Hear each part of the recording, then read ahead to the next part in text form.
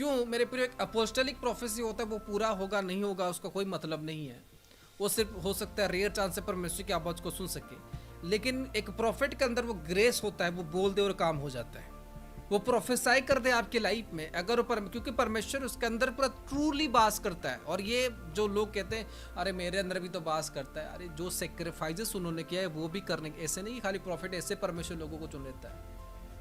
लोग बड़ी बड़ी सेक्रीफाइस करते हैं तब जाके पोस्ट पर आते हैं, लोगों की बैंड बज जाती है, लोग आधे से अपनी सेवकाई छोड़ के चले जाते हैं।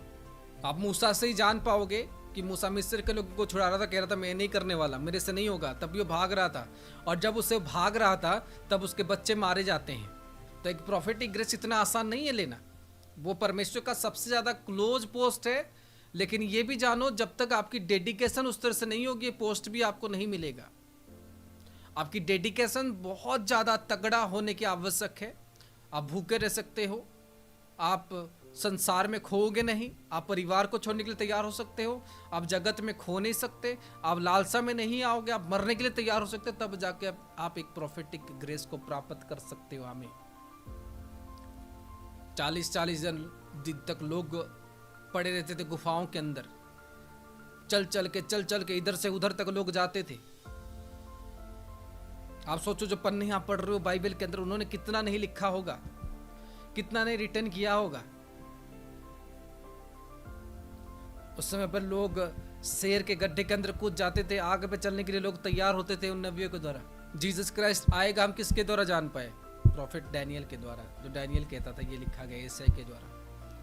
तो फिर हम उसको कैसे छोटा कह सकते हैं? अपोस्टलिक ग्रेस को कैसे ऊंचा उठा सकते हैं? हम तभी ऊंचा उठा सकते हैं जब हम ये सोचे कि मैं तो अपोस्टलिक ग्रेस में, मुझे तो अपोस्टलिक मसा किया कि मैं अपनी पापा जी की थोड़ा तारीफ कर दूं झूठ मूठ की। लेकिन रियल बात है कि जो रियल चीज़ें हैं उसको जांचो परखो, उसके बाद उसके ऊपर चलो। तो परमेश्वर एक नबी को चुनकर उसको कहता है जा और इसको भविष्यवाणी कर जो मैं कह रहा हूँ। आमीन, हालेलुया, कि वो हो सके। परमेश्वर इसीलिए कह रहा है कि प्रोफेटिक एनोइंटिंग में परमेश्वर ने अपने नबी को वो आशीष से दिया हुआ रहता है, वो जो कहेगा वो हो जाएगा, उसको कोई नहीं रोक सकता।